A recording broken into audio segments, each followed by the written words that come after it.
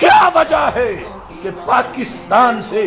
کئی مرتبہ بڑی سلطنت آبادی کے لحاظ سے بھارت اس کو مجال نہیں کہ میلی آنکھ سے لاہور کی طرف دیکھے کہ ہند کے ساتھ پیار کرنے والا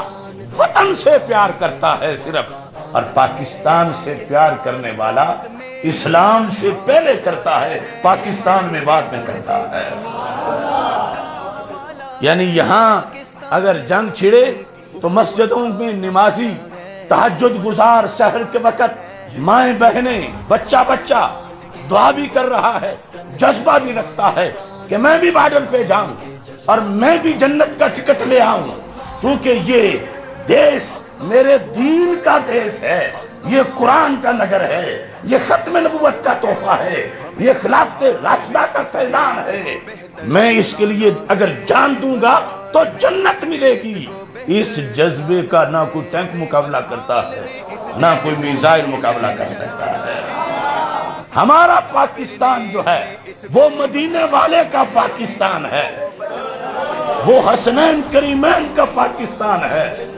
وہ داتا گنج بخش کا پاکستان ہے،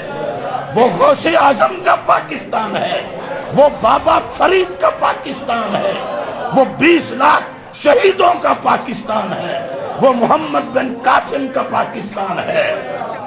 اور جنہیں زرداری کا پاکستان چاہیے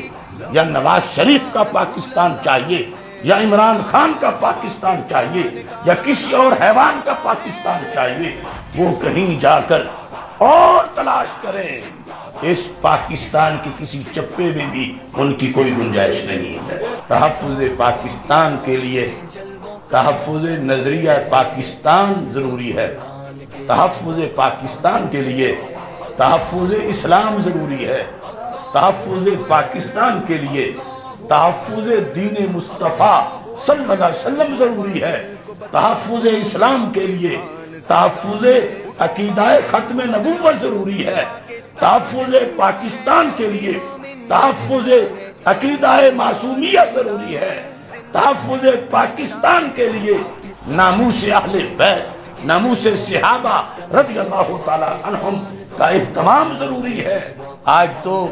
مذہب کے نام پر جماعت بنانا مشکل ہے، مذہب کے نام پر الیکشن لڑنا مشکل ہے، مذہب کے نام پر ایک سیٹ جیتنا قومی اسمبلی کی مشکل ہے۔ کروڑوں سلام ہو تمہیں اے تحریک آزادی کے مجاہدوں، تم نے ٹھوک بجا کے یہ کہا کہ ہم پورا ملک مذہب کے نام پہ لینے والے ہیں۔ پاکستان کسی میڈیا کے زور سے نہیں بنا، اور پاکستان کسی لبرل کی دانش پہ نہیں بنا، پاکستان کسی بابو کی ذہانت پہ نہیں بنا، پاکستان ولیوں کے خطبے پہ بنا ہے، مسجد کے زور پہ بنا ہے، اور منبر کی آواز پہ بنا ہے، اور ختم نبوت کی برکت سے بنا ہے، اور تحفظ ناموس رسالت کے لیے بنا ہے۔ غازی علم الدین کی شہادت کے رد عمل میں یہ مارز وجود میں آیا ہے کہ ہمیں ایسا دیش چاہیے کہ جہاں کوئی گستاخ کا سر اتارے تو پھر اسے پھندے پہ نہ چڑھایا جائے۔ یہ عظیم اہداف پیش نظر تھے، یہ واضح کر دیا محمد علی جناح نے کہ ہندو، سکھ، نصرانی، پارسی، مجوسی، یہودی، وہ اگر مذہب بدلیں تو صرف مذہب بدلتا ہے، قوم نہیں بدلتی، اور مسلمان جب کوئی ہندوؤں سے ایک بھی ہو جائے تو پھر اس کی قوم بدلتی ہے، اور قوم بدلے تو پھر ملک کا تقاضا بھی آ جاتا ہے۔ بسم اللہ الرحمن الرحیم، رب اشرح لی صدری ویسر لی امری واحلل عقدۃ من لسانی یفقہوا قولی، رضیت باللہ ربا وبالاسلام دینا وبمحمد صلی اللہ علیہ وسلم نبیا ورسولا۔ اللہ اکبر، اللہ اکبر، اللہ اکبر، لبیک لبیک لبیک یا رسول اللہ صلی اللہ علیہ وسلم۔ الحمدللہ الذی شرفنا بالقرآن وبالسکونۃ فی الپاکستان والصلاة والسلام على حبيبه سيد الإنس والجان وعلى آله وأصحابه في كل حين وآن أما بعد فأعوذ بالله من الشيطان الرجيم بسم الله الرحمن الرحيم وضرب الله مثلا قرية كانت آمنة مطمئنة صدق الله العظيم وصدق رسوله النبي الكريم الأمين إن الله وملائكته يصلون على النبي يا أيها الذين آمنوا صلوا عليه وسلموا تسليما الصلاة والسلام عليك يا سيدي يا رسول الله وعلى آلك وأصحابك يا حبيب الله الصلاة والسلام عليك يا سيدي يا خاتم النبيين وعلى آلك وأصحابك يا سيدي يا خاتم المعصومين مولاي صل وسلم دائما أبدا على حبيبك خير الخلق كلهم منزه عن شريك في محاسنه فجوهر الحسن فيه غير منقاسم محمد تاج رسل الله قاتبة محمد صادق الأقوال والكلم محمد ذكره روح لأنفسنا محمد شكره فرد على الأمم رب صل وسلم دائما أبدا على حبيبك خير الخلق كلهم اللہ تبارک و تعالی جل جلالہ وعم نوالہ واتم برہانہ وعظم شانہ وجل ذکرہ وعز اسمہ کی حمد و ثنا اور حضور سرور کائنات مفخر موجودات زینت بزم کائنات دستگیر جہاں غم گسار زماں سید سروراں حامی بے کساں قائد المرسلین خاتم النبیین احمد مجتبی جناب محمد مصطفیٰ صلی اللہ علیہ وآلہ وآصحابہ وبارک وسلم کے دربار گوہر بار میں ہدیہ درود و سلام عرض کرنے کے بعد السلام علیکم ورحمۃ اللہ وبرکاتہ۔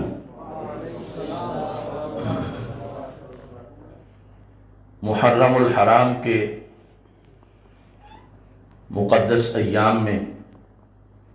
یوم آزادی کے حوالہ سے تحریک لبیک یا رسول اللہ صلی اللہ علیہ وسلم اور تحریک صراط مستقیم کے زیر اہتمام حضرت سیدنا شاہ جلال ریسرچ سینٹر میں تحفظ پاکستان سیمینار کا انعقاد کیا جا رہا ہے۔ میری دعا ہے خالق کائنات جل جلالہ سید الشہداء حضرت سیدنا امام حسین رضی اللہ تعالیٰ عنہ اور دیگر شہداء کربلا رضی اللہ تعالیٰ عنہم کی قربانیوں کے طفیل پاکستان کو استحکام عطا فرمائے اور پاکستان کو قیامت تک دوام عطا فرمائے۔ پاکستان اور اسلام کا اور پاکستان کا اور مسلمان کا جو باہمی تعلق ہے یہ پاکستان کے تحفظ کا بہت بڑا ذریعہ ہے۔ حالات حاضرہ میں پاکستان کے یہ دونوں تعلقات خطرے میں ہیں۔ کچھ قوتیں پاکستان کو اسلام کے تشخص سے بھی دور کرنا چاہتی ہیں اور پاکستان کو مسلمان کے جذبہ محبت سے بھی دور کرنا چاہتی ہیں۔ خدا نخواستہ وہ قوتیں کامیاب ہو گئیں تو پاکستان کا تحفظ معاذ اللہ داؤ پہ لگ جائے گا۔ اگر یہ دونوں نسبتیں سلامت رہیں اور انشاءاللہ سلامت رہیں گی تو پاکستان کا تحفظ مضبوط سے مضبوط تر ہوتا چلا جائے گا۔ اسلام کا آخری دین ہونا اور سرور کونین حضرت محمد مصطفیٰ صلی اللہ علیہ وسلم کا آخری نبی ہونا اور خلفائے راشدین رضی اللہ تعالی عنہم کا آخری نبی صلی اللہ علیہ وسلم کا خلیفہ ہونا اور ثقلین قرآن مجید اور اہل بیت اطہار رضی اللہ تعالی عنہم کا قیامت تک کے لیے امت کا نگہبان ہونا، ان تمام تر امور کی ضمانت اور ان کی برکت سے روئے زمین پر 27ویں شب رمضان کی اور 14 اگست کو پاکستان کے نام سے ایک سلطنت معرض وجود میں آئی۔ ختم نبوت اور خلافت راشدہ اہل بیت اطہار رضی اللہ تعالی عنہم اور قرآن مجید برہان رشید کا باہمی تعلق، یہ بنیاد ہے پاکستان کے معرض وجود میں آنے کی، اور اسی پر پاکستان کا مطلب کیا لا الہ الا اللہ محمد الرسول اللہ صلی اللہ علیہ وسلم کا عظیم نظریہ موجود ہے۔ پاکستان کے عوام کو، پاکستان کے حکمرانوں کو، پاکستان کے سیاستدانوں کو، پاکستان کے دانشوروں کو پاکستان کی پاکستانیت کا ادراک بہت ضروری ہے۔ اگر پاکستان کی پاکستانیت کا ادراک سب کو ہو جائے تو پھر ملک میں خوشحالی بھی ہوگی، استحکام بھی ہوگا، اور امریکہ اور اس کے حواریوں سے اور نیو ورلڈ آرڈر سے، یورپی یونین سے، ورلڈ بینک سے، ہر ایک کی غلامی سے پاکستان مکمل طور پر آزاد بھی ہو جائے گا۔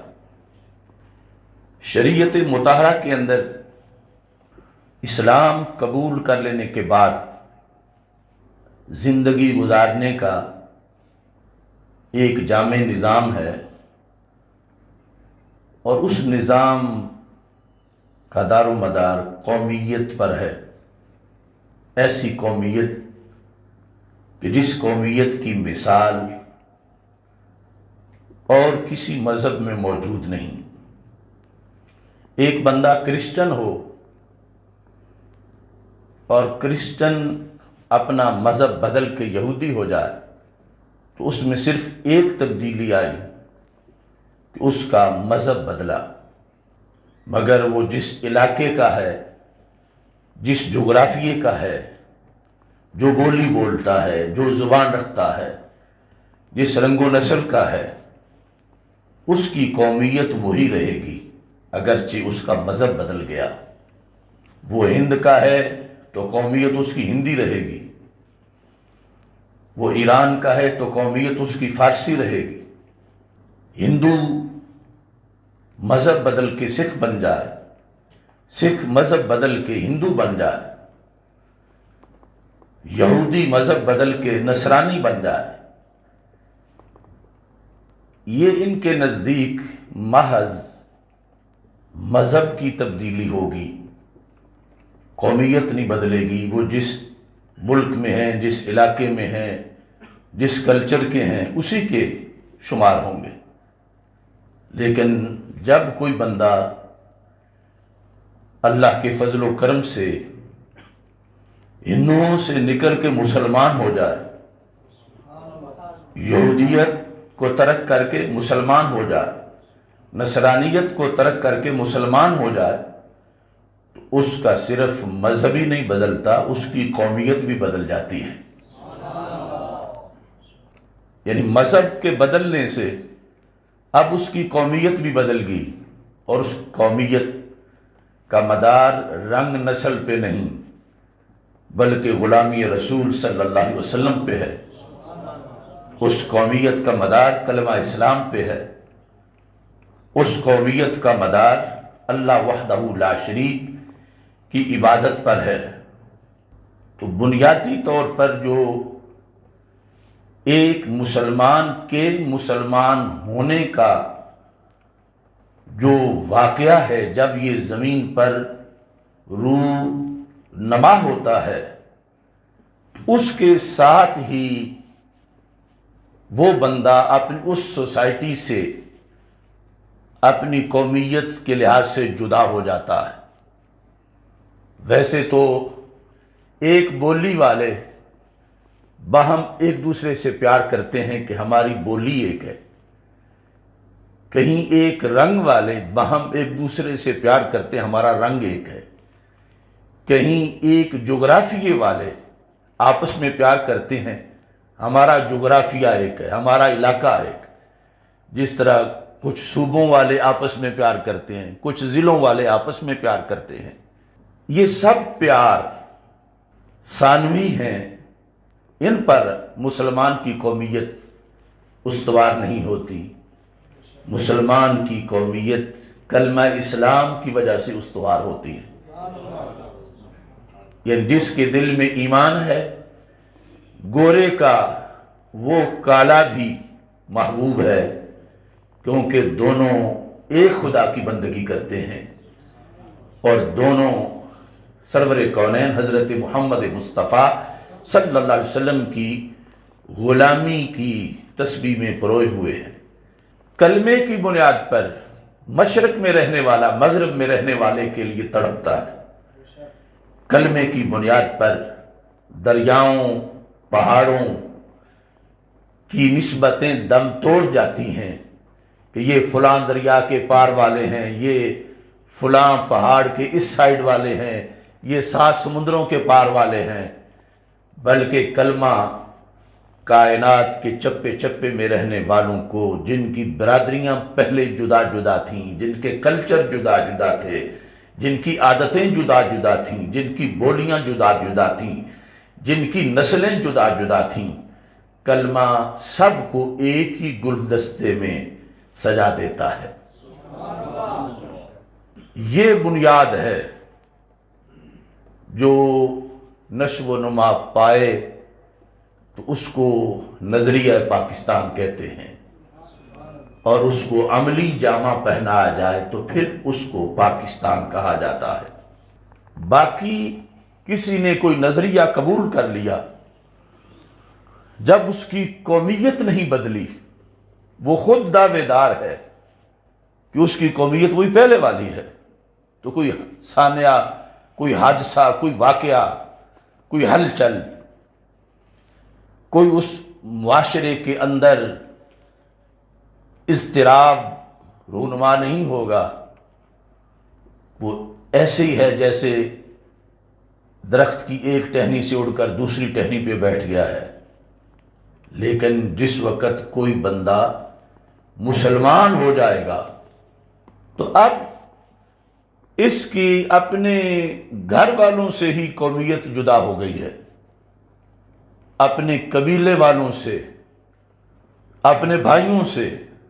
تو جب اسلام ایک بندے کو کلمہ پڑھنے کے بعد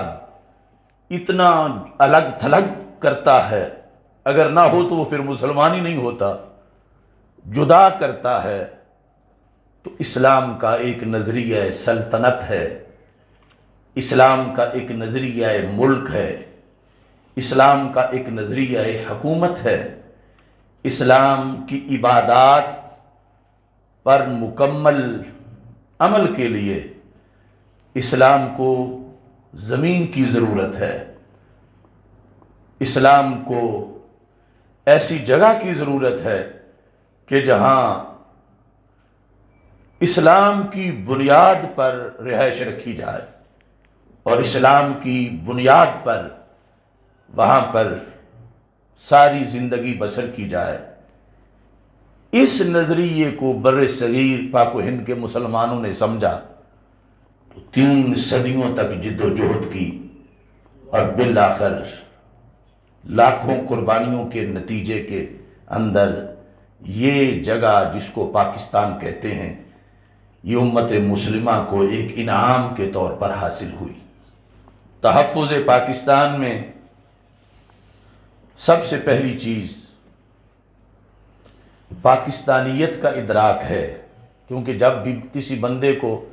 سمجھانا ہو کہ اس چیز کی حفاظت کرو تو بتانا پڑتا ہے یہ قیمتی بڑی ہے۔ اگر اس کے ذہن میں اس کی کوئی قیمت ہی نہیں تو کبھی بھی آپ اس کو اس کا محافظ نہیں بنا سکتے۔ جب اس کے نزدیک وہ چیز بالکل ہے ہی فضول تو پھر وہ کیسے اپنے طور پر اس کی حفاظت کے لیے ہمت لڑائے، جگر پگھلائے۔ لیکن جب آپ اس کے ذہن میں ڈال دیں کہ یہ چیز نہایت قیمتی ہے اور اللہ کا خصوصی انعام ہے، تو پھر اس کا جو جذبہ حفاظت ہے اس کو کوئی شکست نہیں دے سکتا۔ وہ بھوکا بھی ہو، وہ نادار بھی ہو، وہ کمزور بھی ہو، وہ جیسا ہو، جب اس کو اس چیز کی قدر و قیمت کا پتہ ہے تو پھر جانوار کے بھی وہ اس کی حفاظت کرے گا۔ اور اگر اس کی قدر و قیمت اسے معلوم نہیں، حالانکہ وہ چیز بڑی ہی قیمتی ہو، تو وہ کبھی بھی حفاظت کا حق ادا نہیں کر سکتا۔ ہمیں 14 اگست کو بحیثیت قوم یہ جاننا ضروری ہے کہ پاکستان کی پاکستانیت کتنی قیمتی اور کس قدر اللہ کے فضل و کرم کی نوازشات کا نتیجہ ہے کہ روئے زمین میں جیسے نماز کا ثواب ہمیں قیامت کے دن ملے گا، روزے کا، حج کا ثواب کا، حج کا، زکوٰۃ کا، انشاءاللہ اگر وہ شرائط کے مطابق ادا ہوئی تو دینی نظریے کے مطابق انشاءاللہ قیامت کے دن ہمیں پاکستان میں رہنے کا بھی اجر و ثواب ملے گا اگر ہم نے نظریہ پاکستان سے وفا کی، اگر ہم نے اس کی پاکستانیت کا تحفظ کیا، اگر ہم نے پاکستان کی پاکستانیت کے تحفظ میں تانے برداشت کر لیے، اگر ہم نے پاکستانیت کے تحفظ کے لیے قربانیاں دی، اس پاکستانیت کی تحفظ کے لیے ہم نے جگر پگھلایا اور اس پاکستانیت کو ہم نے کسی سوداگر کے ہتھے نہ چڑھنے دیا، تو قیامت کے دن نماز روزے کے ساتھ میرا یقین ہے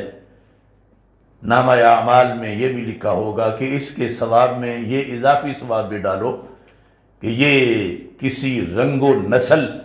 جغرافیہ یا کلچر کا کلمہ پڑھ کے کسی سرزمین سے پیار نہیں کرتا تھا، بلکہ یہ کلمے کی وجہ سے اپنے وطن سے پیار کرتا تھا۔ وطن، بحیثیت وطن تو اس سے ہر کوئی پیار کرتا ہے، یہودی بھی کرتا ہے، ہندو بھی کرتا ہے، سکھ بھی کرتا ہے، لیکن وہ پیار جب تک دین اسلام کے تابع نہ ہو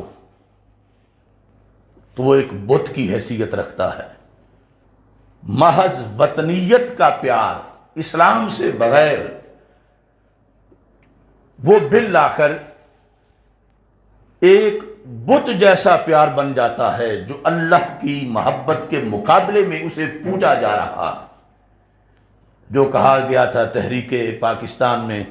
ان تازہ خداؤں میں بڑا سب سے وطن ہے، معاذ اللہ، تو لوگ وطن کو پوج رہے تھے۔ جب تحریک چل رہی تھی کہ پاکستان کے لیے نکلو. لوگ کہتے تھے نہیں گنگا جمنا کی وادی کے لیے نکلو. لوگ کہتے تھے اکھنڈ بھارت کے لیے نکلو. کچھ لوگ کہتے تھے متحدہ ہندوستان کے لیے نکلو. اپنے ہندی ہونے پہ فخر کرو. اور ہمارے اکابر نے کہا نہ گنگا جمنا کے لیے، نہ ہڑپا اور موہنجو داڑو کے کھنڈرات کے لیے، نہ کسی پہاڑ یا کسی رنگ و نسل کے افسانے کے لیے نکلو تو صرف اس لیے کہ دل با محبوب حجازی بستائیں، زین سبب با یک دیگر پیوستائیں، کہ ہم سب کے محبوب ایک ہیں، حضرت محمد مصطفیٰ صلی اللہ علیہ وسلم، اور وہ ہمیں ایک نظام حیات دے گئے ہیں. اس نظام حیات کے مطابق ہم نے زندگی بسر کرنی ہے، چونکہ وہ اللہ کے حبیب ہیں، اور جو حبیب کی طرح چلے وہ بھی پیارا لگتا ہے، جو حبیب کی طرح بیٹھے وہ بھی پیارا لگتا ہے. جس کا نظام معاشرت حبیب جیسا ہو وہ بھی رب کو پسند آتا ہے. اس بنیاد پر ہم ہر اس رکاوٹ کو کچلنے کے لیے کہ جو ہمیں دین پہ عمل نہ کرنے دے، اس رکاوٹ کو ہٹانے کا نام تحریک آزادی ہے، اور اس میں کامیابی کی منزل کو پاکستان سے تعبیر کیا جاتا ہے. رسول اکرم نور مجسم شفیع معظم صلی اللہ علیہ وسلم کا فرمان ہے صحاح ستہ میں. سرکار فرماتے ہیں انا بریء من کل مسلم یقیم بین اظہر المشرکین. فرمایا میں ہر اس مسلمان سے لا تعلقی کا اعلان کر رہا ہوں. کافر تو ویسے ہی کافر ہے. سرکار فرماتے ہیں وہ میرا امتی نہیں، حالانکہ اس نے میرا کلمہ پڑھ لیا ہے، میرا امتی نہیں. کیسا مسلمان؟ یقیم بین اظہر المشرکین، جو رہائش مشرکوں کے درمیان رکھتا ہے. اقامہ یقیم اقامہ، اسی سے ہی وہ سعودی عرب والا اقامہ بنتا ہے. یقیم بین اظہر المشرکین،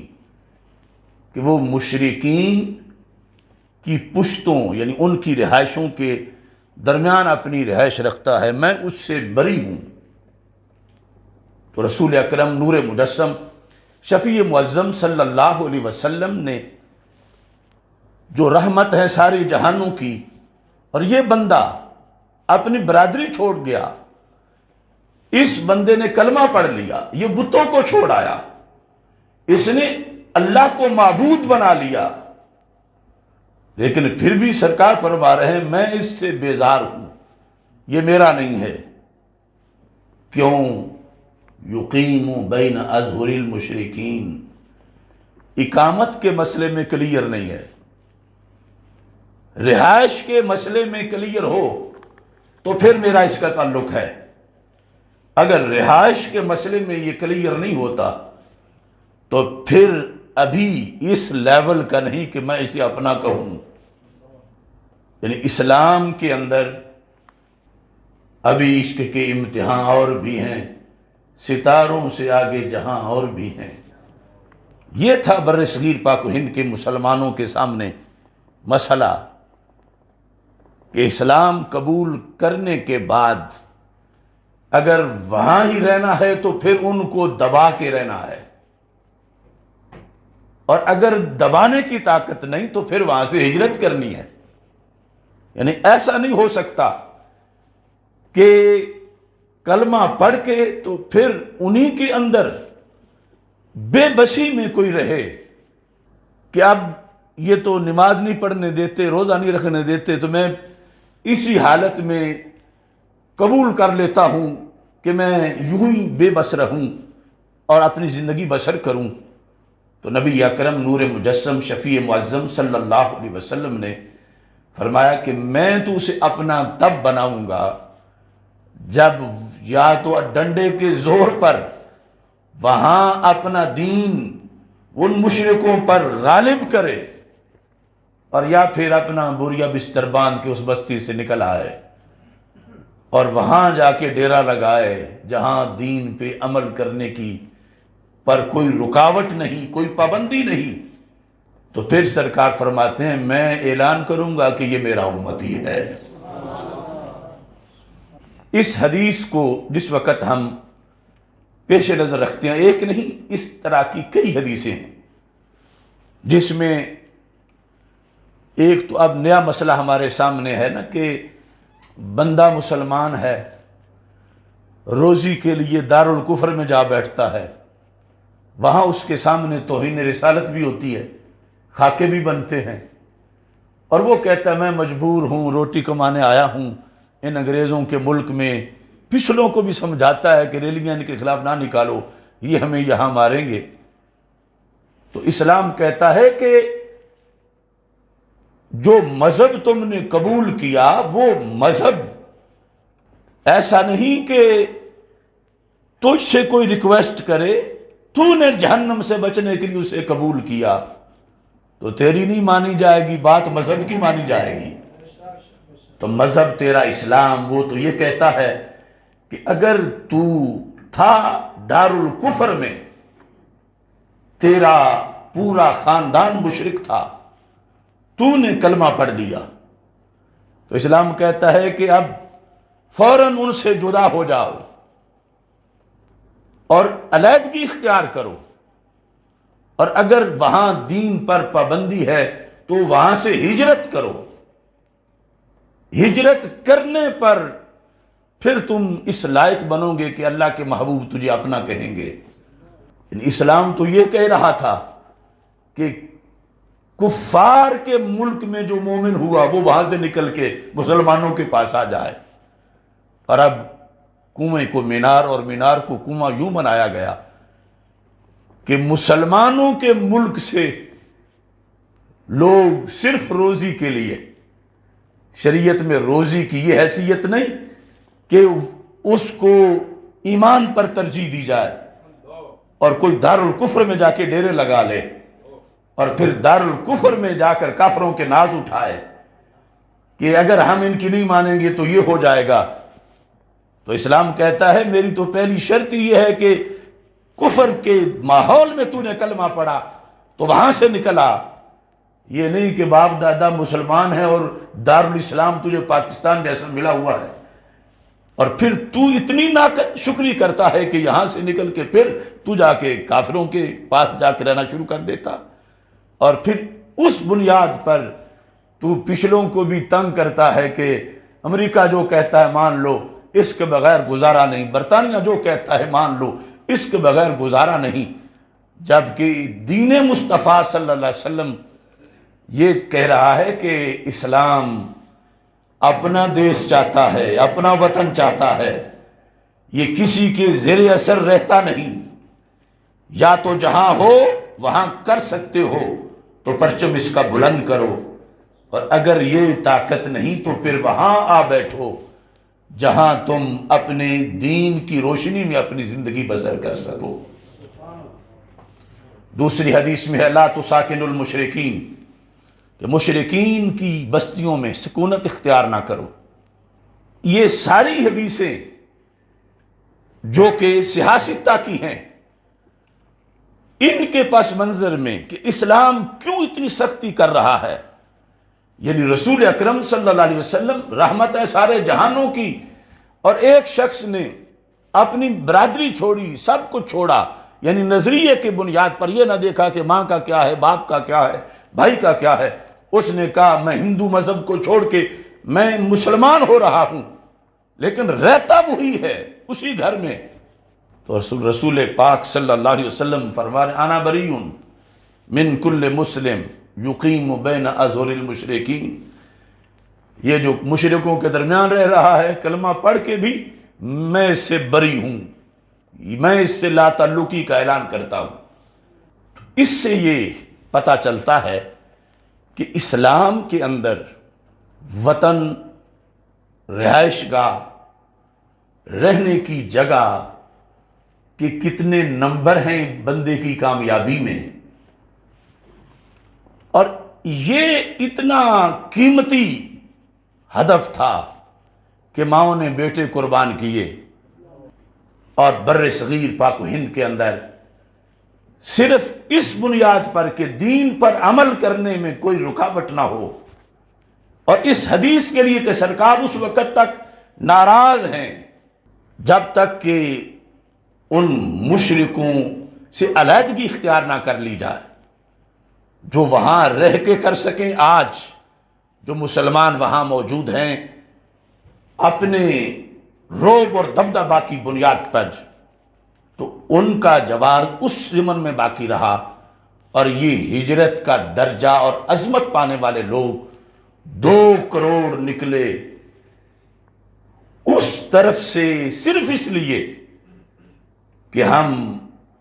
دین کی مرضی پوری کرنا چاہتے ہیں کہ ہم اس کے مطابق اپنی زندگی بسر کریں گے۔ اب یہ قیمت جن کے سامنے پاکستانیت کی ہے، یہ جذبہ، یہ قدر و قیمت قوم کے اندر موجود رہے اور ترقی کرتی رہے۔ جو ایسے بن کے آئے تھے ان کو تو یقیناً قدر و قیمت معلوم تھی، پھر ہی تو موت کو اپنی آنکھوں سے اتنا قریب سے دیکھا،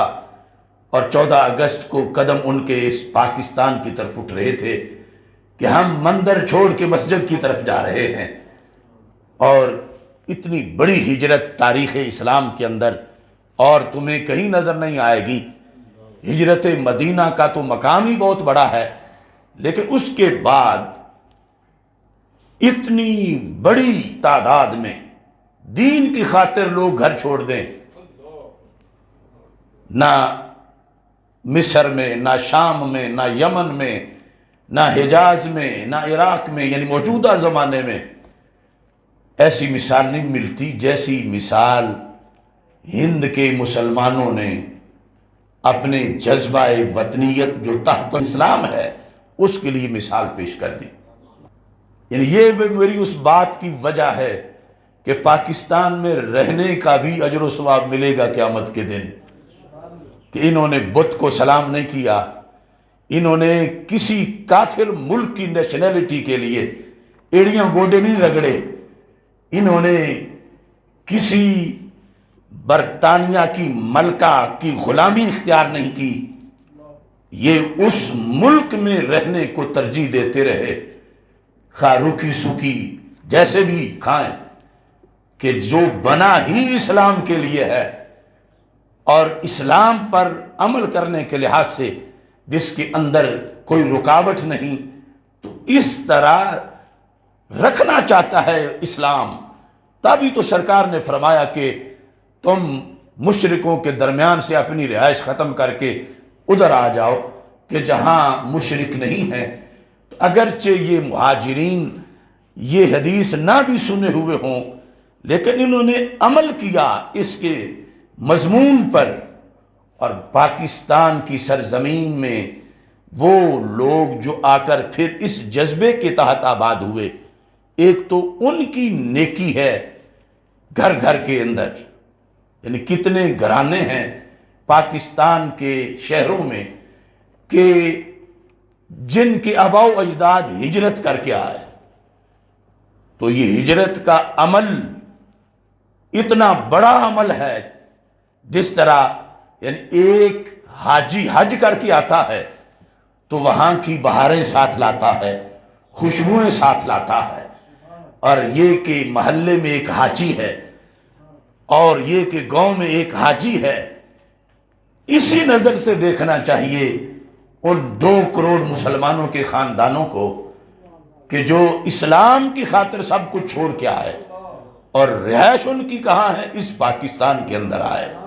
تو یہ بھی ایک بیس ہے پاکستان کو مقدس بنانے کی۔ اور دوسرا وہ لوگ جنہوں نے اس کے لیے قربانیاں دیں اور اس کے لیے جان واری، اس کے نظریے کے لیے جد و جہد کی اور رکاوٹیں برداشت کی اور جگر پگھلایا، تو نظریے کی جو افضلیت ہے وہ بھی پاکستان کی قدر و قیمت کو واضح کرتی ہے۔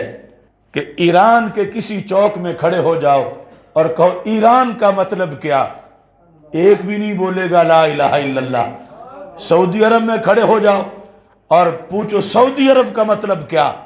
ایک بھی نہیں بولے گا۔ یمن ہو، حجاز ہو، عراق ہو، مصر ہو، شام ہو، وہاں یہ جو انگریز نے چھوٹے چھوٹے ملک بنوائے، یہ چھوٹے چھوٹے ٹکڑے، ان کے پیچھے نعرہ اور تھا کہ فلاں خاندان کو ملک دے دو، فلاں رنگ والوں کو ملک دے دو، فلاں بولی والوں کو ملک دے دو۔ لیکن یہ صرف پاکستان ہے مدینہ منورہ کی سلطنت کے بعد کہ جس میں کسی گلی کوچے میں کہیں بھی یہ پوچھ لو پاکستان کا مطلب کیا؟ محمد الرسول اللہ، لا الہ الا اللہ محمد الرسول اللہ صلی اللہ علیہ وسلم، یعنی یہ مطلب جو پاکستانیت کا ہے اور کسی ملک کا نہیں۔ تو یہ ہے قدر و قیمت اس دیش کی کہ صرف ایک ہی تو ایسا ہے ہمارے پاس۔ یعنی اگر تم کہو سعودی عرب میں کہیں ماذا تعنی الپاکستان، یعنی چلو پاکستان کا مطلب کیا انہیں نہ بھی آتا ہو تو عربی میں کہہ لو ماذا تعنی السعودیہ، تو وہ آگے یہ نہیں کہیں گے لا الہ الا اللہ، حالانکہ کتنا آسان ہے اور بظاہر کلمہ بھی جھنڈے پہ لکھا ہوا ہے، لیکن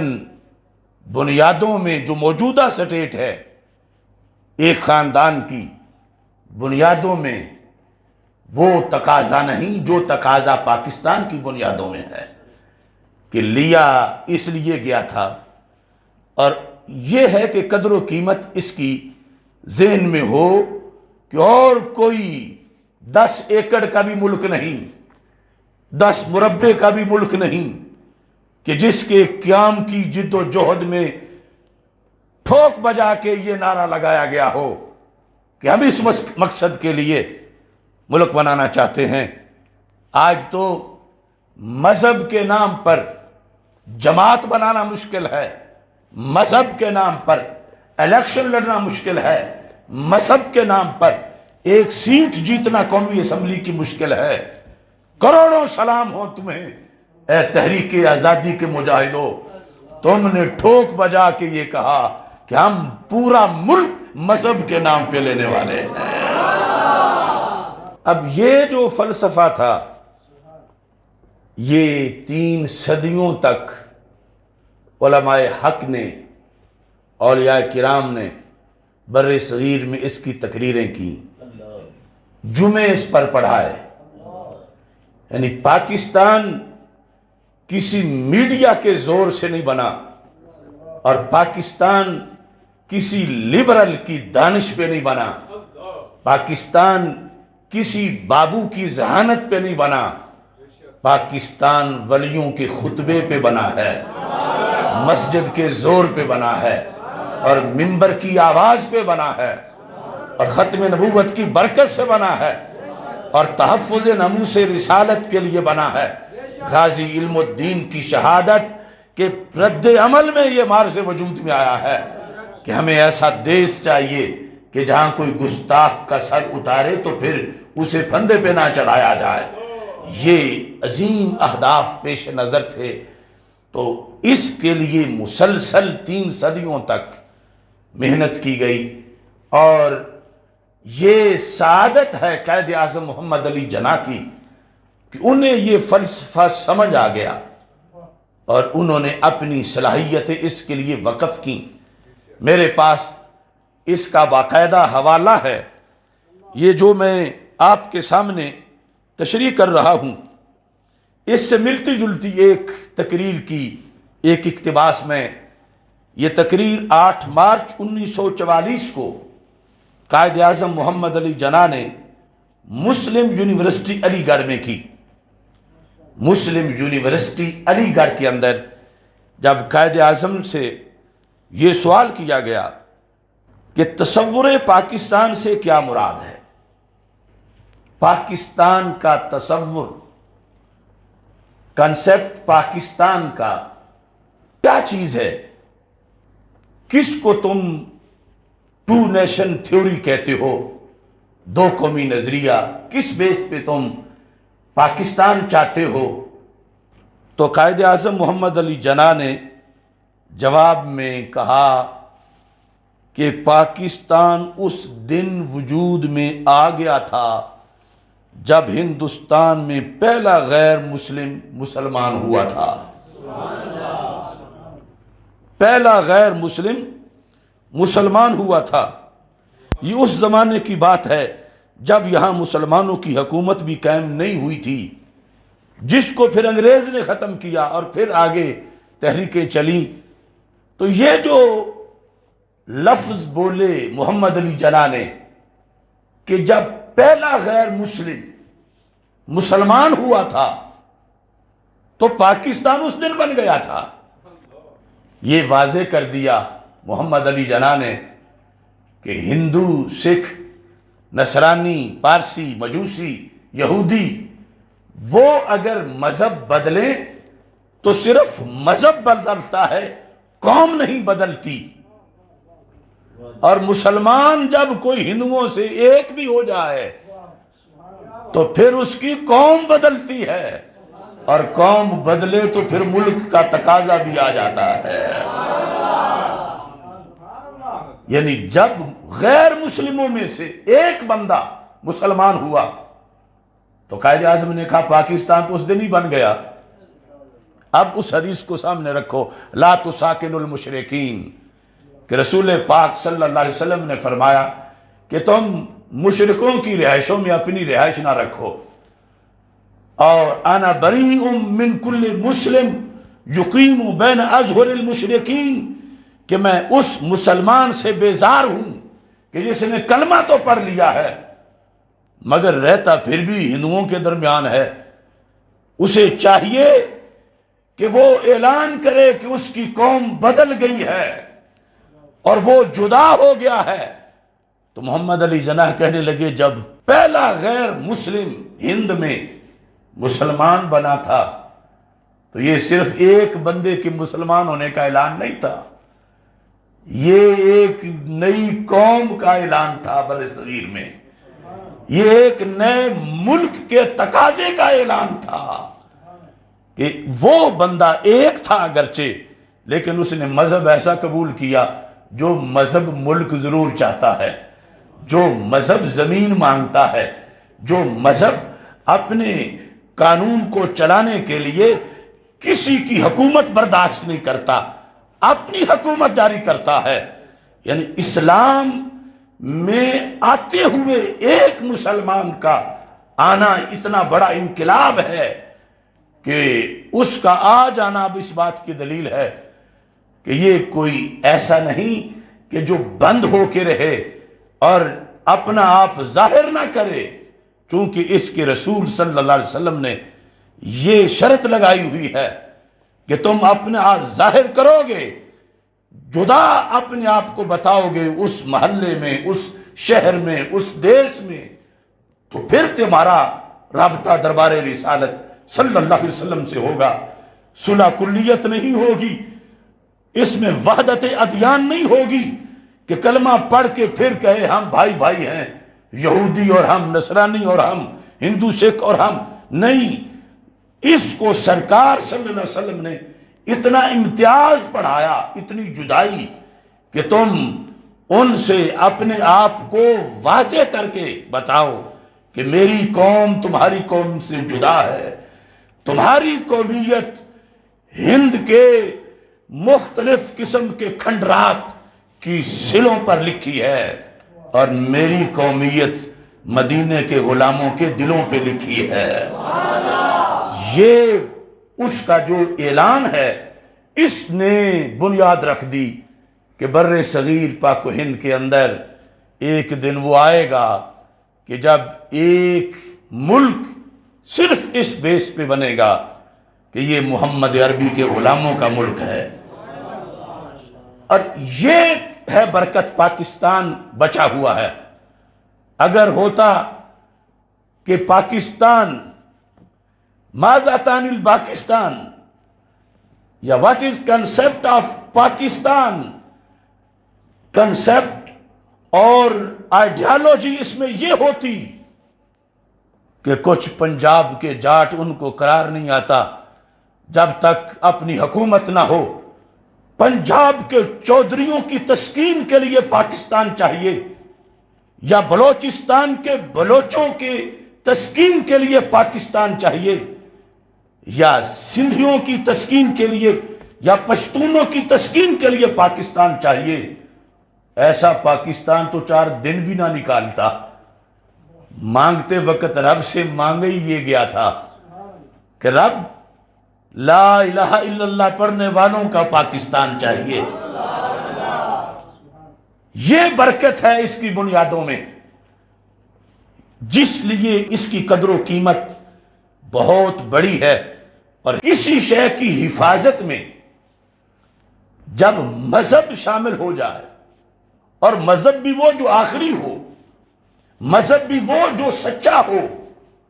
تو پھر دنیا کی کوئی طاقت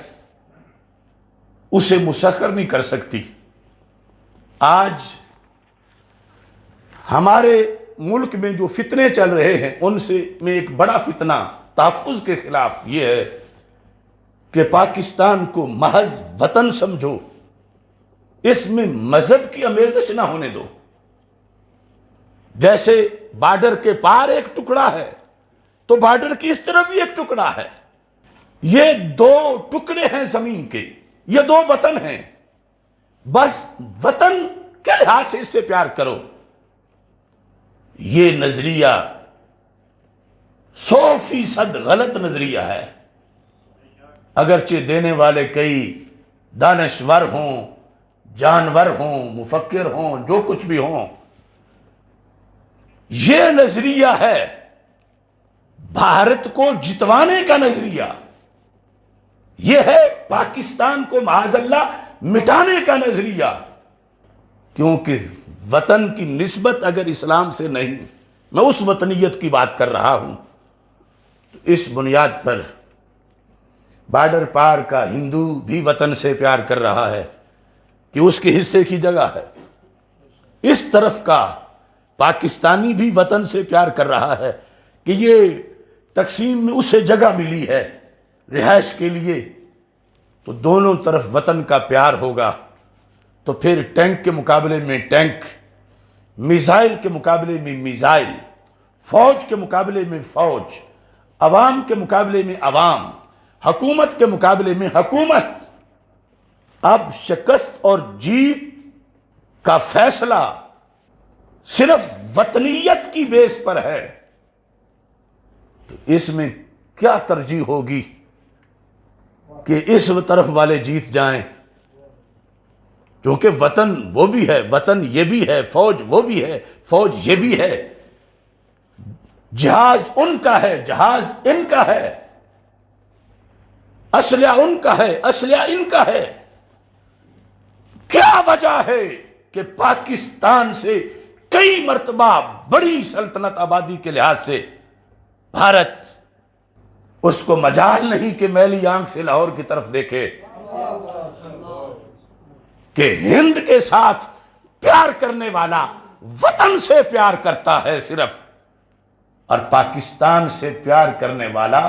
اسلام سے پہلے کرتا ہے، پاکستان میں بعد میں کرتا ہے۔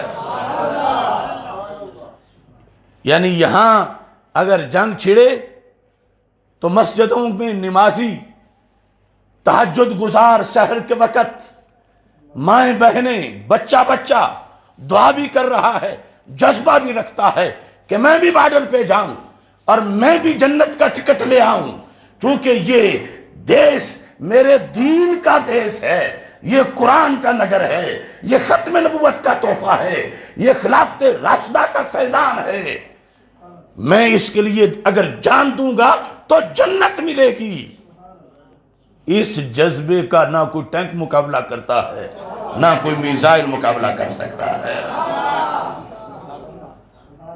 یعنی اب کیا ہوگا کہ اسلام مکس ہو گیا ہے وطنیت کے ساتھ، اور اسلام عام مذہب بھی مکس ہو جائے، جھوٹا بھی ہو، تو اس کے لیے بھی اب دیکھو اسرائیل وہاں وطنیت کے ساتھ مذہب مکس ہے یہود کا، اور ہمارے جو افلاطون ہیں یہ مجھے اس بات کا جواب دیں، لبرل لوگ وہاں کیوں لبرلزم نہیں؟ یہودی کیوں لبرل نہیں؟ یہودی اپنے دین کی برتری چاہتا ہے، یہودی دین کی برتری کے لیے مسلمانوں کی نشانیاں مٹانا چاہتا ہے، دین کی بنیاد پہ جنگیں لڑ رہا ہے، اور ادھر جتنا کٹر یہودی ہوگا اتنا زیادہ پاپولر ہوگا، اور ادھر جو سیاست میں گند ہے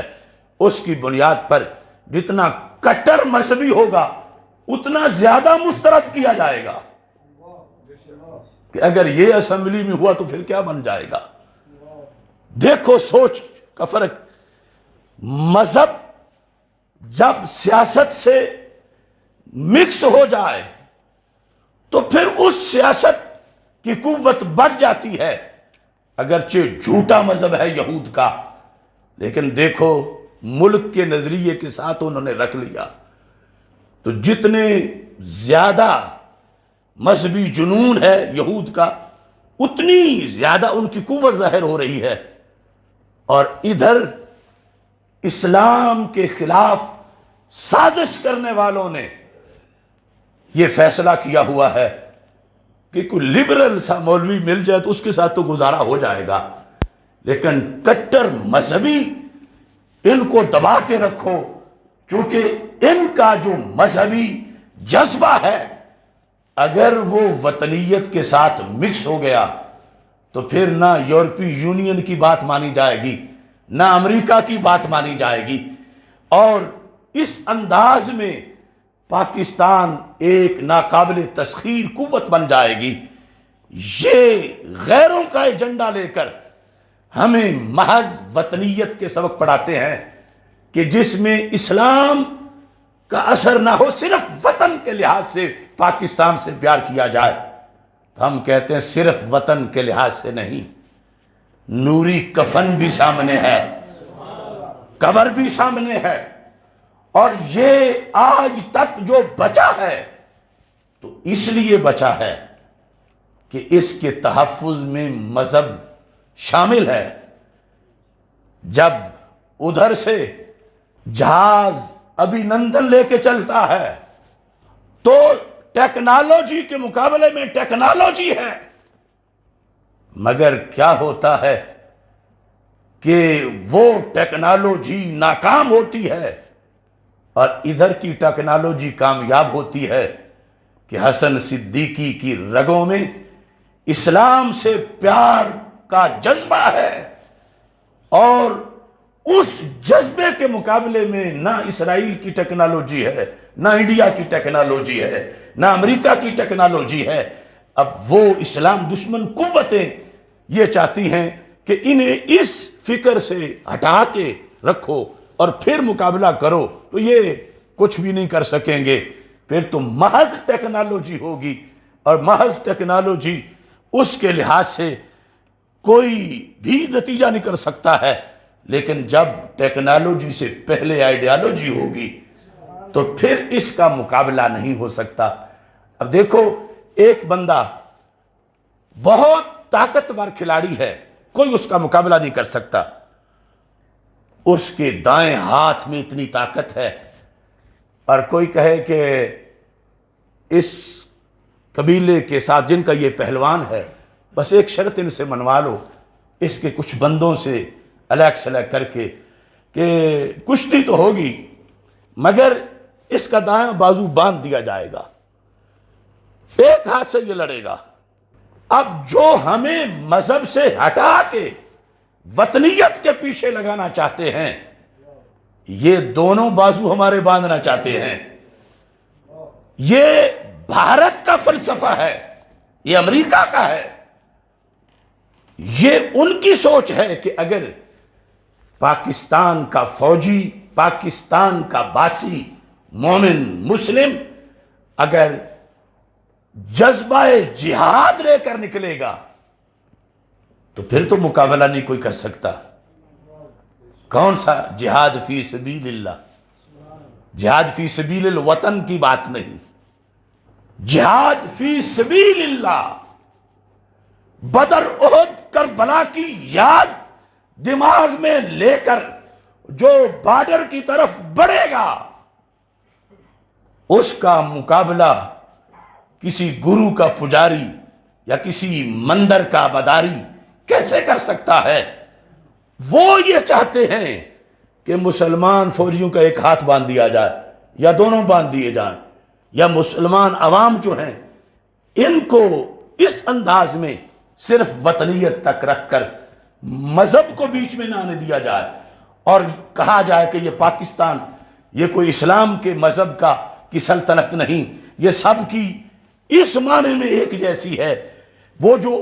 اقلیات کے حق دیے ہیں اسلام نے، وہ مذہب اسلام کی سلطنت ان کو دے گی، نہ یہ کہ وہ سلطنت میں شریک ہیں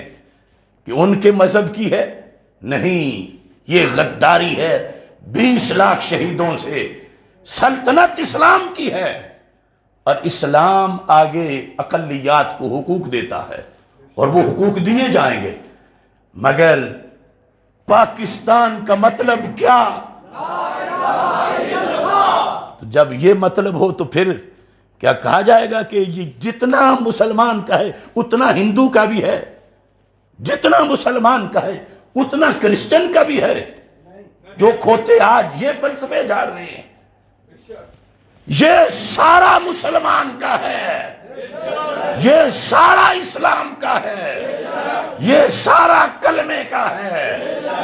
ہاں، ہمیں ہمارے آقا حضرت محمد مصطفیٰ صلی اللہ علیہ وسلم نے حقوق بتائے ہیں اقلیات کے، اور ان کی شرطیں بھی بتائی ہیں کہ اس کے مطابق ان کے ساتھ سلوک کیا جائے، انہیں تحفظ دیا جائے، مگر انہیں اجازت نہیں کہ وہ اپنا جھوٹا مذہب پھیلائیں۔ 36 شرائط لکھی حضرت فاروق اعظم رضی اللہ تعالی عنہ نے جس وقت فتح کیا بیت المقدس کو، اور پھر ان شرائط پہ عمل کر کے دکھایا۔ ان شرائط کو سامنے رکھنے سے ہی آج پاکستان کا بھی تحفظ ہے، اور یہ بات بھی قائد اعظم محمد علی جناح نے اس وقت کے گاندھی کے جواب میں کہی تھی، جب وہ وحدت ادیان کی تقریر کر کے اس طرح کا اقتدار مسلمانوں کو دینے کی تجویز پیش کر رہا تھا، تو محمد علی جناح نے کہا کہ ہمیں ایسے اقتدار کی ضرورت نہیں کہ جس اقتدار میں ہم پر ہندو کسی معنی میں بھی اپنی مرضی مسلط کرے۔ ہم الگ تھلگ اقتدار مسلمانوں کا چاہتے ہیں، اور اس اسلام کی روشنی میں پھر ہم اقلیات کو حصہ دیں گے، ان کو حق دیں گے۔ اب حضرت عمر رضی اللہ تعالی عنہ نے تو یہاں تک شرائط میں لکھا کہ اقلیات ایک خاص وردی پہنیں گے تاکہ جہاں ہو پتہ چلے یہ اپنا نہیں بیگانہ ہے۔ اقلیات کے سر کے اوپر مسلمان جیسی ٹوپی نہیں ہو سکتی، امامہ نہیں ہو سکتا۔ اقلیات کے سروں پر کینچی کے ساتھ نشان بنایا جائے گا تاکہ کہیں اگر کپڑوں کا وہ بہانہ بھی کر رہا ہو تو سر کے بالوں سے تو پہچانا جائے کہ اس کے درمیان تو وہ کینچی سے لائنیں بنائی گئی تھی۔ ساتھ شرط ہے ہر وقت اس کے لیے کہ وہ اسے اس ذلت کے ساتھ ہائی لائٹ کیا جائے۔ فرمایا اسلام نے ظلم سے منع کیا ہے، اسلام نے ان کو ذلیل کرنے سے منع نہیں کیا۔ اگر ہم ان کو وہی عزت دیں جو مسلم کی ہے تو کہا یہ تو کفر کو سپورٹ کرنا ہے، کہ یہ سمجھیں گے عزت تو ہمیں ملی ہوئی ہے، ہم کیوں مسلمان ہوں۔ کہا ان کو ذلیل کرو، ظلم نہ کرو، ذلیل کرو، تاکہ انہیں پتہ چلے عزت تب ملے گی جب کلمہ پڑھیں گے۔ یہ باقاعدہ صحابہ نے طے کیا، شرطیں لگیں، یہاں تک کہ جب حضرت عمر رضی اللہ تعالی عنہ نے ایک نصرانی کے گھر جا کر اس کے بچوں سے، چھوٹے چھوٹے بچوں سے سوالات کیے کہ یہ بچے کیا جواب دیتے ہیں، اب جنہوں نے اقلیات کو حقوق دیے، وہ عادل سیدنا عمر رضی اللہ تعالیٰ عنہ، جب بچوں نے باتیں نصرانیت کے مطابق کی، عقیدے کے سوالات پر، تو حضرت عمر رضی اللہ تعالیٰ عنہ نے کہا تم نے ہم سے کیا ہوا معاہدہ توڑ دیا ہے، جو شرطیں تھی پوری نہیں ہوئی، تم ذمہ نہیں ہو، تمہیں ہم یہاں سے نکالیں گے۔ کیوں؟ کہا ہم نے تو تم سے طے کیا تھا کہ تم اپنے جھوٹے مذہب کی تبلیغ نہیں کرو گے۔ تو انہوں نے کہا ہم نہیں تبلیغ کرتے، ہم نے تو کوئی ایسی جگہ نہیں بنائی ہوئی کہ جہاں ہم تبلیغ کریں، چوک میں کھڑے ہو کر کسی اپنے مرکز میں ہم تبلیغ نہیں کرتے۔ تو فرمایا اگر تبلیغ تم نہیں کرتے تو بچہ جو ہے وہ عیسیٰ علیہ السلام کی ابن اللہ کیوں کہتا ہے؟ تبلیغ پر پابندی تھی گھر بھی، کہ تم اپنے بچوں کو نصرانیت نہیں سکھا سکتے، چونکہ تم سکھا رہے ہو لہٰذا تم ذمہ نہیں ہو، اقلیت نہیں ہو، تمہیں یہاں سے نکلنا پڑے گا۔ آج جو ہمیں اقلیات کی حقوق کا درس دیتے ہیں، کبھی ایک دن بھی انہوں نے شرطیں پڑھی ہیں کہ اقلیات کی شرطیں کیا؟ اقلیات کی 36 شرائط تفسیر ابن کثیر اور دیگر بہت سے ماخذ کے اندر موجود ہیں۔ اب تو اقلیات کو میجارٹی کے اوپر حقوق اتنے دیے گئے، اور فخر سے بیان کرتے ہیں بے حیا لوگ کہ پاکستان کے اندر اتنا تحفظ مسلمانوں کو نہیں دیا گیا جتنا اقلیات کو دیا گیا۔ یہ اپنی زبان سے کہنا شروع ہو گئے کہ پاکستان کے اندر جتنا فیسیلیٹیٹ ان کو کیا جا رہا ہے، اقلیات کو، مینارٹیز کو، اتنا مسلمانوں کو نہیں۔ اور یہ بالکل حقیقت ہے، یعنی کہیں بھی اگر جھگڑا ہوا ان چند سالوں میں کرسچن کمیونٹی کے ساتھ، تو تھوک کے لحاظ سے دیہاتوں کے دیہات پکڑ کے جیلوں میں ڈالے گئے۔ یہ دیکھا ہی نہیں گیا کہ انہوں نے بکواس کتنے کیے تھے، توہین کتنی کی تھی نصارہ نے۔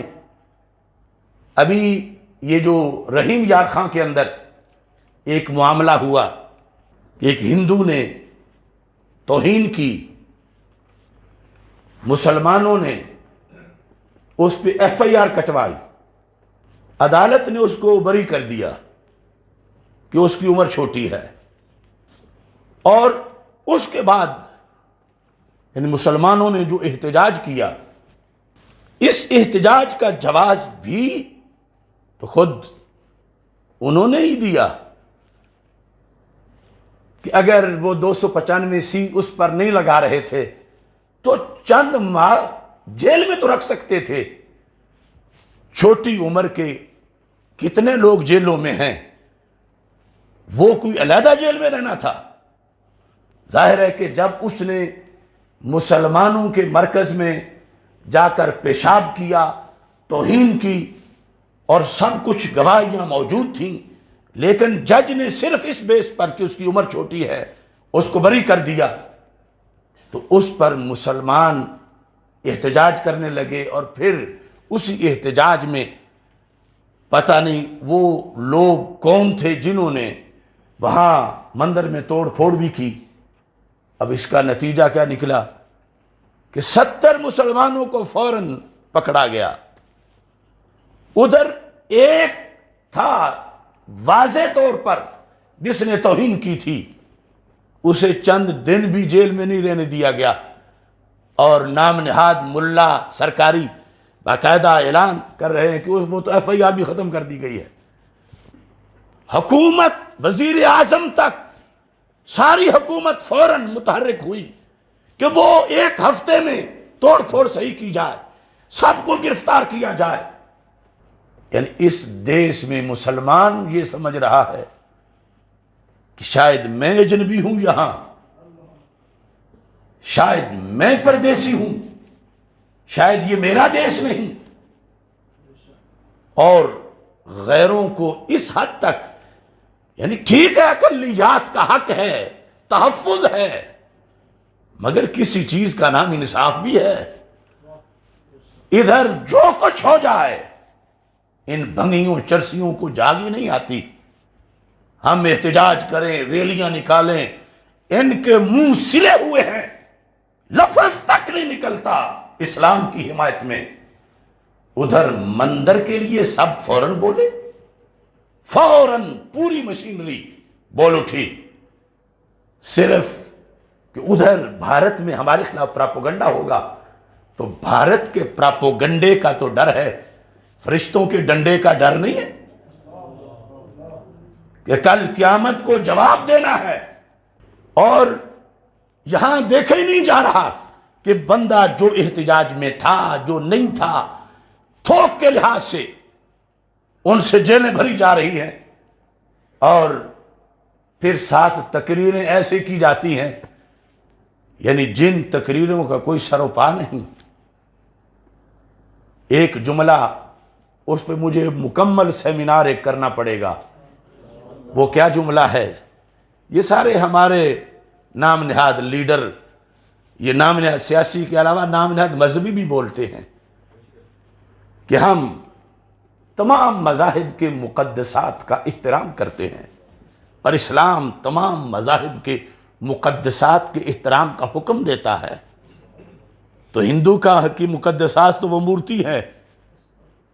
تو اسلام حکم دیتا ہے کہ مورتی کا ادب کرو جا کے۔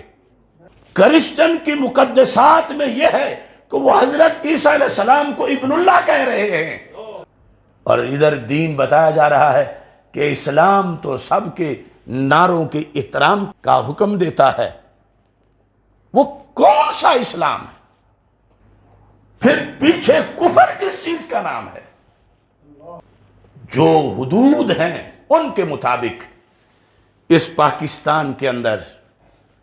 قانون ہونے چاہیے، کم از کم جو کفر و شرک کا فرق ہے۔ اب ایک جگہ شرک ہو رہا ہے تو یہ مذہبی سادھو کہتے ہیں کہ اسلام ان مشرکوں کے شرک کے تحفظ کا سبق دیتا ہے کہ وہ جو کرتے ہیں اس کا احترام کرو، وہ جس چیز کو بھی معبود بنائے ہوئے تم اس کا ادب کرو، احترام کرو۔ تو اس بنیاد پر سونا جنگل رات اندھیری، چھائی بدلی کالی ہے، سونے والوں جھاگتے رہنا چوروں کی رکھوالی ہے۔ آنکھ سے کاجل صاف چرا لیں یا وہ چور بلا کے ہیں، تیری گچھڑی تاکی ہے اور تو نے نیند نکالی ہے۔ تحفظ پاکستان کے لیے تحفظ نظریہ پاکستان ضروری ہے، تحفظ پاکستان کے لیے تحفظ اسلام ضروری ہے، تحفظ پاکستان کے لیے تحفظ دین مصطفیٰ صلی اللہ علیہ وسلم ضروری ہے، تحفظ اسلام کے لیے تحفظ عقیدہ ختم نبوت ضروری ہے، تحفظ پاکستان کے لیے تحفظ عقیدہ معصومیت ضروری ہے، تحفظ پاکستان کے لیے ناموس اہل بیت، ناموس صحابہ رضی اللہ تعالی عنہم کا اہتمام ضروری ہے۔ اور جو قرآن اول سے لے کر آخر تک حکم دے رہا ہے، اگر ان سے کوئی بغاوت کر کے یہ سمجھتا ہے کہ وہ پاکستان کا تحفظ کر رہا ہے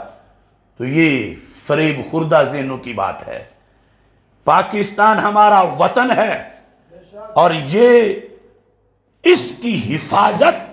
ہم فرض سمجھتے ہیں، اور فرض سمجھنے میں کیا چیز شریعت ہمیں کیوں فرض سمجھتے ہیں؟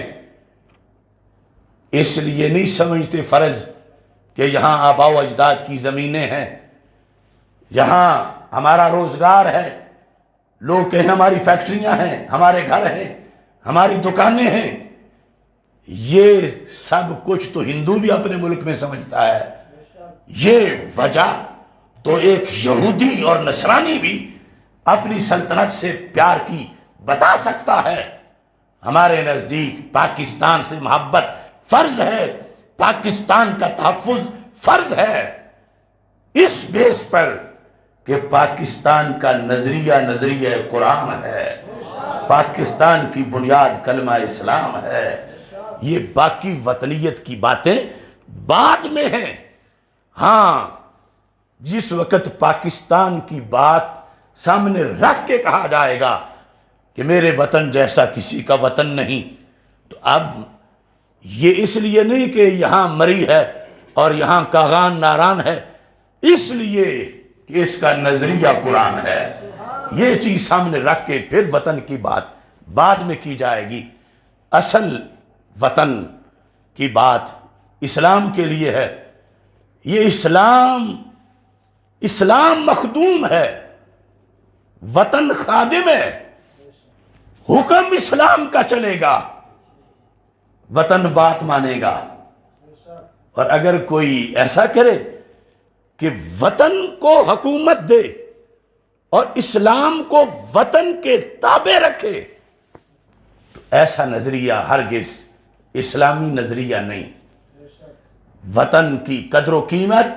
ساری کی ساری اسلام کی وجہ سے ہے، اور یہ منفرد دیش ہے کہ جو اسلام کے لیے بنایا گیا، لہذا یہاں جہاد فی سبیل الوطن نہیں،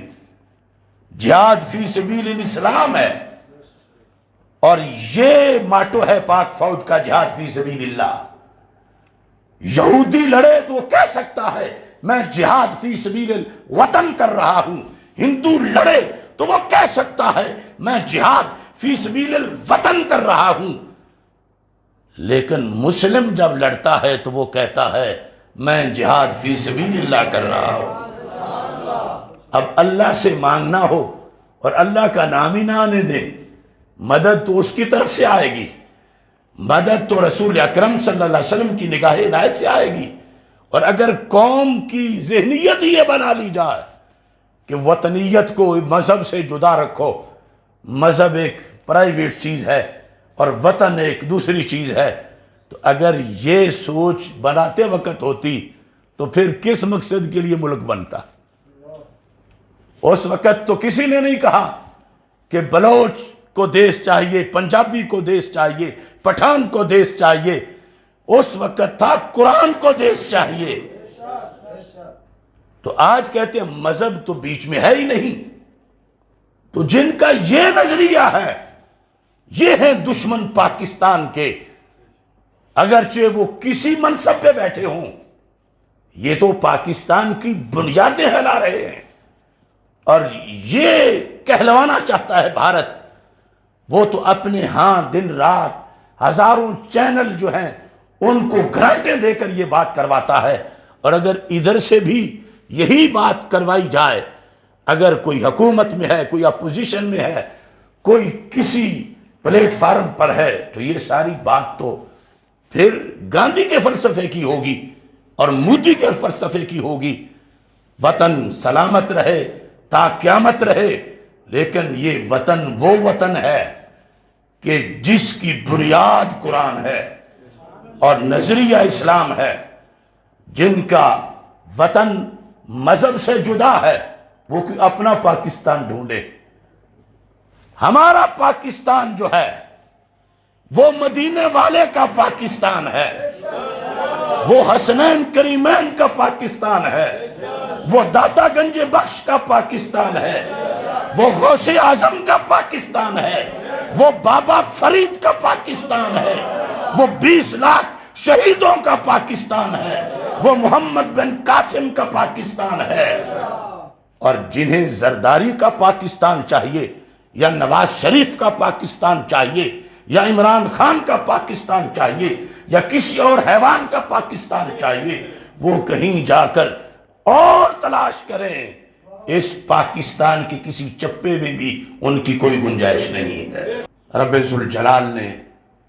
تحفظ اور عدم تحفظ کا معیار بتایا کہ بستیوں کا تحفظ کیسے ہوتا ہے اور بستیاں اجڑ کیوں جاتی ہیں۔ وَضَرَبَ اللَّهُ مَثَلًا رب نے مثال بیان کی، قریتن کانت آمنہ، ایک بستی تھی امن والی، مطمئنہ، اطمینان والی، یعنی اس میں رہنے والے بڑے اطمینان والے تھے، رہنے والوں کے لیے بڑا امن تھا۔ پھر یأتیہا رزقہا رغدا، وہاں رزق کی بڑی فراوانی تھی، کوئی کمی نہیں تھی، من کل مکان، ہر طرف کا رزق وہاں پہنچتا تھا، بڑی موج لگی ہوئی تھی۔ لیکن بھوک آئی، قحط پڑا، لوگ ایک ایک دانے کو ترس گئے۔ کیوں ایسا ہوا؟ اللہ کے خزانوں میں تو کوئی کمی نہیں۔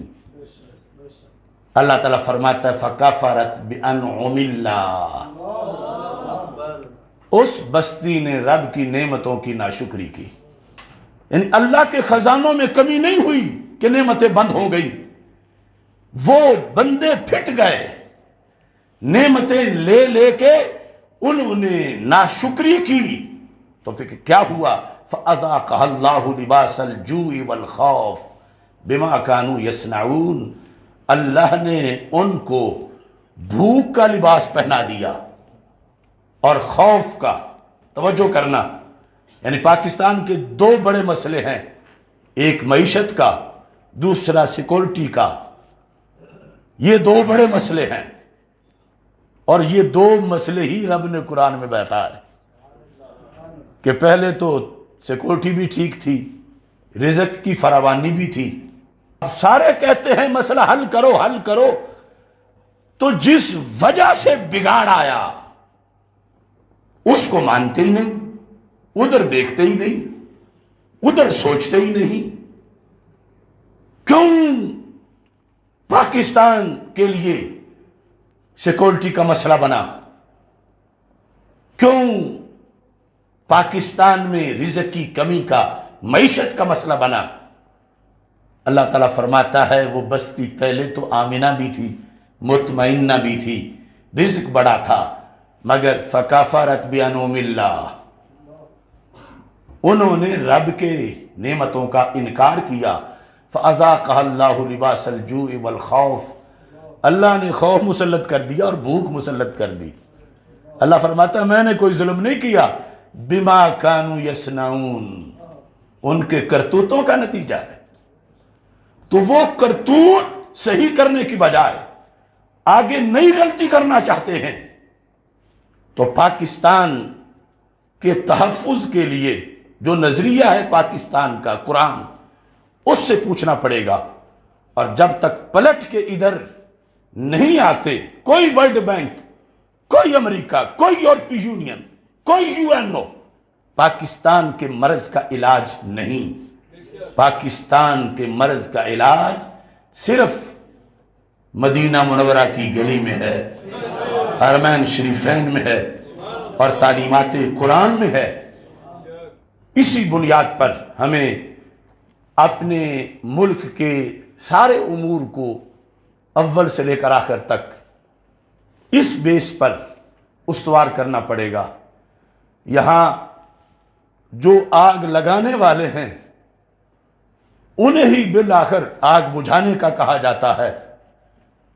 وہ ایک بالٹی دکھانے کے لیے پانی کی ڈالتے ہیں، دو بالٹیاں پھر تیل کی ڈال دیتے ہیں، تو بجھے کیسے؟ یہ جو خمیر میں ہے اس ملک کے اندر انفرادیت، اس کو کسی ملک پہ، کسی اسلامی ملک پہ بھی قیاس نہیں کر سکتے، غیر اسلامی پہ کیسے کریں گے؟ جن اسلامی ممالک کا نظریہ اس جیسا نہیں، ان کی پالیسی بھی یہاں راس نہیں آئے گی۔ یہاں پالیسی صرف قرآن والی راس آئے گی۔ ہر چیز میں خاص ہے ترکیب میں قوم رسول ہاشمی۔ ایک حدیث عرض کرتے ہوئے اپنی بات ختم کرتا ہوں۔ رزق اور معیشت کے مسئلے پر نبی اکرم نور مجسم شفیع معظم صلی اللہ علیہ وسلم کا یہ فرمان جامع ترمذی کی کتاب الزہد میں حدیث نمبر 2345 اس کے اندر موجود ہے۔ حضرت انس بن مالک رضی اللہ تعالی عنہ کہتے ہیں کان اخوان علی عہد النبی صلی اللہ علیہ وسلم، رسول اکرم صلی اللہ علیہ وسلم کی ظاہری حیات میں دو بھائی تھے، دو بھائی یعنی دونوں ہی صحابی تھے رضی اللہ تعالی عنہ۔ فکان احدہما یأتی النبی صلی اللہ علیہ وسلم، ایک ان میں سے رسول پاک صلی اللہ علیہ وسلم کے پاس آ کر بیٹھا کرتا تھا۔ بڑی خوش قسمتی تھی کہ رسول پاک صلی اللہ علیہ وسلم کی صحبت میں زیادہ سے زیادہ وقت وہ گزارتا تھا۔ والآخر یحترف، دوسرا اپنا جو پیشہ تھا حرفت اس میں لگا رہتا تھا، مثلا کاشتکاری کرتا تھا تو ادھر ٹائم زیادہ دیتا تھا۔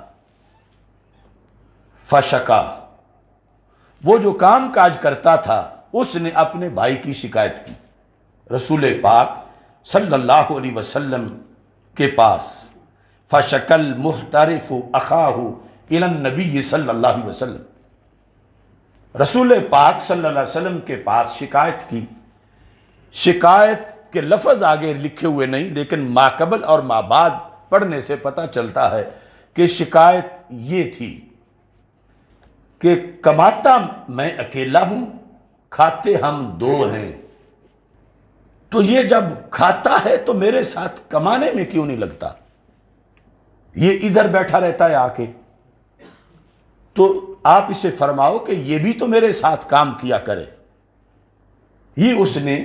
یعنی جو ما قبل ما بعد کو ملانے سے شکایت کا مطلب بنتا، شکایت لگائی۔ اب دیکھنا اسلام میں معیشت کا ایک یہ بھی پہلو ہے اور رزق کے سورسز میں یہ بھی مسئلہ ہے۔ رسول اکرم صلی اللہ علیہ وسلم نے فیصلہ کیا۔ فیصلہ کیا تھا؟ فرمایا لعلک ترزق بہ، تجھے یہ گمان ہے کہ تمہارا کمایا ہوا یہ کھاتا ہے؟ فرمایا نہیں، تجھے بھی اس کے صدقے ملتا ہے۔ لعلک ترزق بہ، لعل جب رسول پاک صلی اللہ علیہ وسلم بولے تو شاید کے معنی میں نہیں، یقین کے معنی میں ہے۔ لعلک ترزق بہ، تجھے تو اس کے صدقے دیا جاتا ہے۔ آج جو لبرل ٹولہ وہ سمجھتے ہیں کہ اگر ہم نہ ہوتے تو پاکستان میں تو سورج ہی طلوع نہیں ہونا تھا، اور ہماری پالیسیاں ہوں تو پھر کیا بہاریں ہوں گی اور کیا نکھار ہوگا اور کیا انداز ہوگا۔ تو انہیں اپنی ہوش کو پنجابی میں کہتے ہیں نا، ہوش میں ہاتھ مارنا چاہیے، انہیں سوچنا چاہیے کہ پاکستان کی ترکیب خاص قسم کی ہے، خاص ہے ترکیب میں قوم رسول ہاشمی۔ یہاں باغوں میں پھل لگنے کے لیے صرف کاشتکار کو نہیں دیکھا جاتا، ساتھ محبوب کے وفادار کو بھی دیکھا جاتا ہے کہ فلاں کی فصل پک جائے کہ اس کا ایک بھائی دین کا کام کر رہا ہے، فلاں کی فیکٹری میں مال اچھا تیار ہو کہ اس کا بیٹا حافظ بن رہا ہے۔ لعلک ترزق بہ، قال ابو عیسیٰ ھذا حدیث حسن صحیح۔ امام ترمذی نے کہا کہ یہ حدیث حسن صحیح ہے۔ اب ہمارے اصول تو اس طرح کے ہیں، پاکستان جس نظریے پہ بنا ہے، پھالتا ہے بیج کو مٹی کی تاریکی میں کون، یہ کہتے ہیں کھاد پہ مدار ہے، امریکہ کی امداد پہ مدار ہے، لیکن دین کہتا ہے رب کی یاد پہ مدار ہے۔ پالتا ہے بیج کو مٹی کی تاریکی میں کون دریاؤں کی موجوں سے اٹھاتا ہے سحاب، کون لایا کھینچ کے پچھم سے باد سازگار، خاک یہ کس کی ہے، کس کا ہے یہ نور آفتاب، کس نے بھر دی موتیوں سے خوشائے گندم کی جیب، موسموں کو کس نے سکھلائی ہے خوب انقلاب۔ اس میں بندے کا زور بازو تو کچھ بھی نہیں، یہ سب اللہ کی قدرت ہے۔ حکم ہے اسے یہ حرکت کرے، حکم ہے ہاتھ پہ ہاتھ دھرے نہ بیٹھے، حکم ہے محنت کرے، مگر رزق محنت پہ مرتب نہیں ہوتا، اللہ کی رحمت سے مرتب ہوتا ہے۔ اگر پکی پکائی کھیتی جل کے راکھ ہو جائے تو کون سی کھاد ضامن بن سکتی ہے کہ نہیں راکھ ہوگی؟ کون سا ادارہ، کون سا پرمٹ اور کون سا ایگریکلچرل ویو بچا سکتا ہے کہ دانا خوشے میں بنے گا، تھوتھلا سٹا نہیں ہوگا؟ یہ تو اللہ کے کن کی ساری برکتیں ہیں۔ اور وَمَن يَتَّقِ اللَّهَ يَجْعَلْ لَهُ مَخْرَجًا وَيَرْزُقْهُ مِنْ حَيْثُ لَا يَحْتَسِبُ۔ قرآن ہے، اللہ فرماتا ہے جو اللہ سے ڈرتا ہے اللہ اس کو بے آسرا نہیں چھوڑتا۔ ڈرتا ہے، اللہ سے ڈرتا ہے کہ کہیں اللہ ناراض نہ ہو جائے۔ یجعل لہ مخرجا، رب اس کے لیے نکلنے کی جگہ بناتا ہے، جہاں پھن سے جگہ بن جاتی ہے۔ وَيَرْزُقْهُ، اللہ اسے رزق دیتا ہے، مِنْ حَيْثُ لَا يَحْتَسِبُ، جہاں سے کبھی اس نے سوچا بھی نہیں تھا۔ یہ ہے اسلامی معیشت، محنت کرنی ہے، مگر کلمہ نہ کاشتکاری کا پڑھنا ہے، نہ دکانداری کا پڑھنا ہے، نہ امریکہ کی یاری کا پڑھنا ہے، کلمہ بس دین کی وفاداری کا پڑھنا ہے۔ یرزقہ من حیث لا یحتسب، 70 سال کا مومن ہے، اللہ پہ توکل کیا ہے، اسے وہاں سے بھی رزق ملے گا اللہ کے وعدے کے مطابق۔ جس جگہ سے پائی ملنے کا اس نے 70 سال میں 1 منٹ بھی کبھی نہیں سوچا تھا کہ یہاں سے مجھے پائی وصول ہوگی، یہاں سے مجھے 1000 وصول ہوگا، تو اللہ فرماتا ہے وہاں سے میرے فضل سے اسے کروڑوں بھی مل سکتے ہیں۔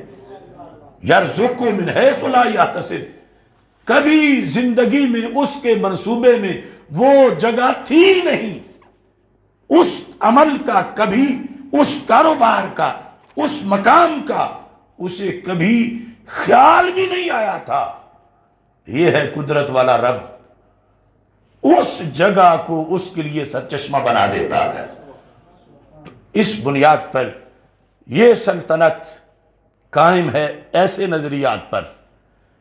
یہاں پر کیمبرج اور آکسفورڈ کے کیڑے مکوڑوں کا راج نہیں چلتا، یہاں نظام مدینے والے کا چلتا ہے، یعنی وہ فلسفہ ہے، اس کی ضرورت ہے، ادھر توجہ کی جائے۔ اور یہی مشن لے کر نکلے تھے حضرت امام حسین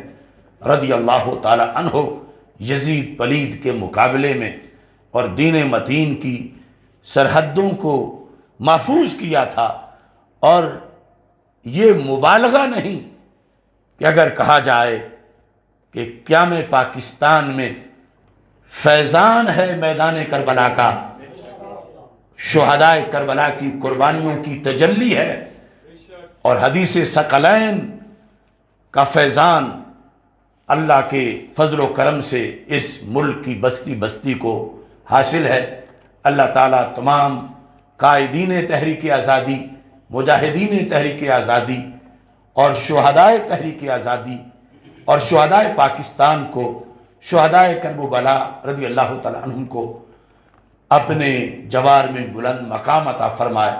وآخر دعوایا ان الحمد للہ رب العالمین۔